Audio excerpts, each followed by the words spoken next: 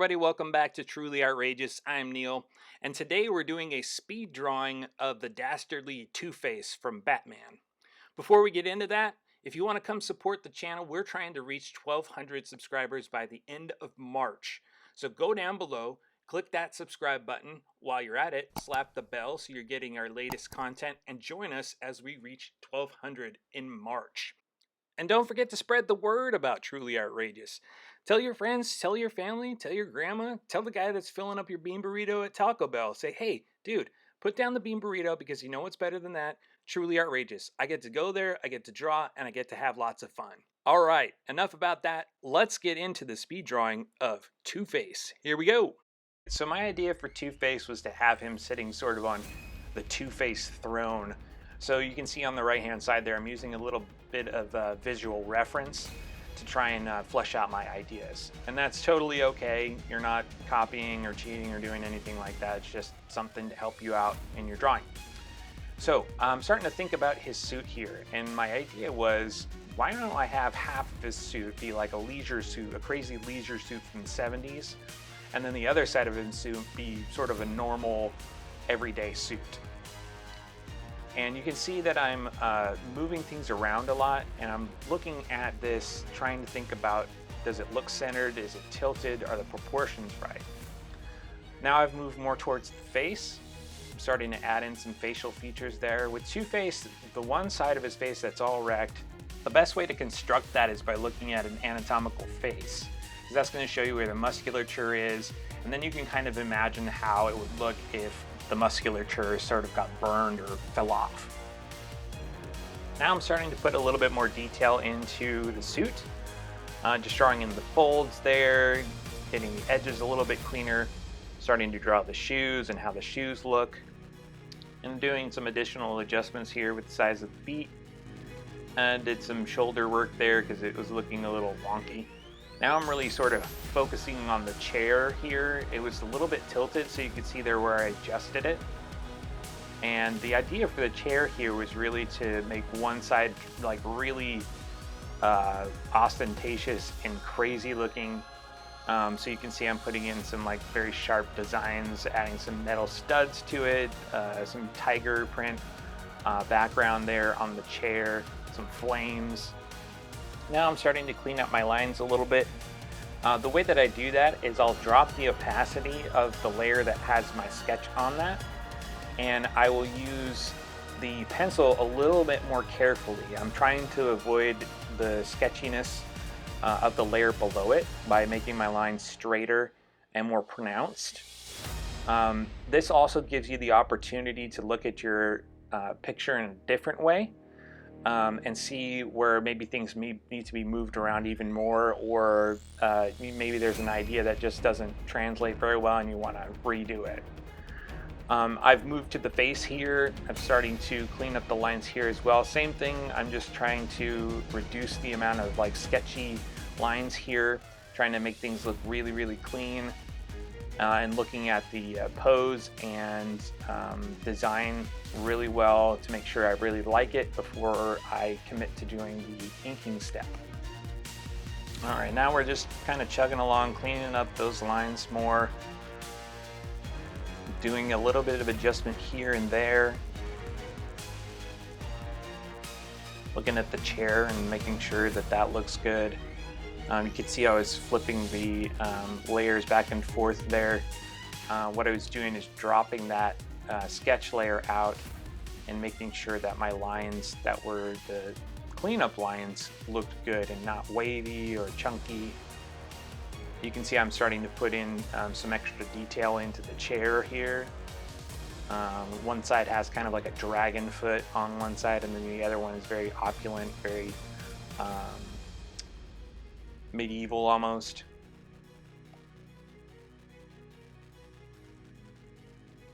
Now I'm starting to put cheetah print on his jacket. I just thought that would be a cool idea because Two-Face, the one side of his body is always wearing some sort of a crazy suit, and I thought it'd be cool to do cheetah print on the one side. And I put some skulls there on his tie and some stripes on his shirt underneath. Now I'm starting to add in some shading here. I'm using a directional light that's coming from the top right and going kind of at a diagonal. So that's kind of the way that I designed the shading in this one. If you're having trouble getting a hold of how to do shading, I think the best thing that you can do in terms of practicing is take a picture of yourself. And what you should do in that picture is get a light. You can probably use the light on your phone and point it in different directions. Point it underneath your chin, point it on the top of your head, point it straight down, all different directions, and just take pictures of yourself. And you'll start to see where the shadows go on the face, and where to add definition, where to remove definition, things like that. So that's kind of my tip for how to draw shading on a face. Now we move on to the inking step. So on a computer program like this one, you just want to drop it to the black. I'm using a pen called the Thick and Thin pen, which really kind of slows the stroke of your pen, that allows you to make straighter lines. And that's really the key to inking, is to make your lines as consistent as possible. It's kind of one of those where you don't want to make a lot of mistakes.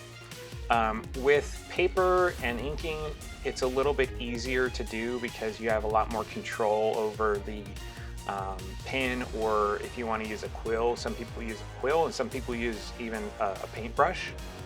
But you have a lot more control there because it's not a simulated environment like this. When you're using a computer program like this one, I'm using Corel Painter, which is an excellent program, by the way. But when you have this simulated pen that you're using, you have a little less control. So you'll find yourself using the undo button a lot, and that's totally okay. Because like I said, you have that reduced amount of control when you're drawing. You can see that I'm starting to put in some cross-hatching detail there. Sometimes I don't like the way that it looks, so you'll see me backing up a little bit there, which is totally okay. If you're doing that with your drawings, it's totally okay. You can start to see a little bit of how I'm varying my lines. I'm adding a little bit of weight to that, so you'll see sometimes the pen will be really heavy and you'll get a big thick line, and then sometimes it'll be really thin. And that's just because it's more visually appealing to have that differentiation in your line weight. You can see I'm struggling a bit with the lines here in the shirt. So I'm drawing them and redrawing them over and over again. Even the best of artists have that same problem. They draw things over and over again until they like them. I'm starting to drop in a lot of the shading here. As I'm going along, you can see kind of the black there on the left-hand side of the screen. Adding a little bit of detail here to the hands, making sure that I've got my shading in the right place. You can see I'm adding in a little bit more of that cross-hatching detail, starting to work on the pants here. You could see really quickly there that I was switching between brushes. And sometimes you do that during a drawing. You don't like the brush that you're currently using, so you just look for some more brushes to see what fits best in your picture, and that's totally okay to do. Experiment. That's part of the fun of drawing. Starting to feel a little detail here on the leopard print. Again, adding those dark parts, the black parts of the suit to indicate that shading.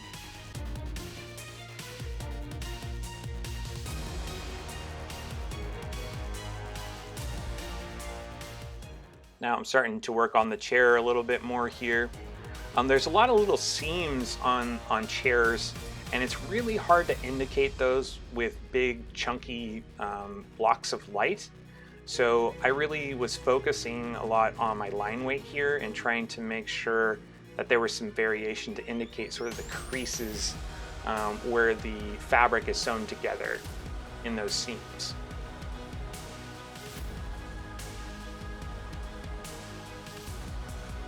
You can see there that I was erasing a part of the black detail on his pants. When you're doing inking for like a comic book, when you have sort of black on black, shading, it can get muddy and you lose the figure. So what I like to do is erase a little bit, just a white line in there, just some blank space in there, to make that separation between the objects that I'm drawing.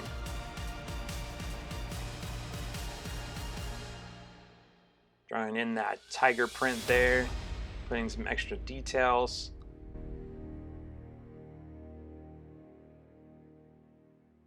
You can see I really struggle on this part here. I was trying to make those lines as curvy and straight as possible. So I'm undoing and redoing a lot. And I decided to add a little bit more detail in the design there. And we're almost to the end. Adding in those studs on the crazy part of the chair.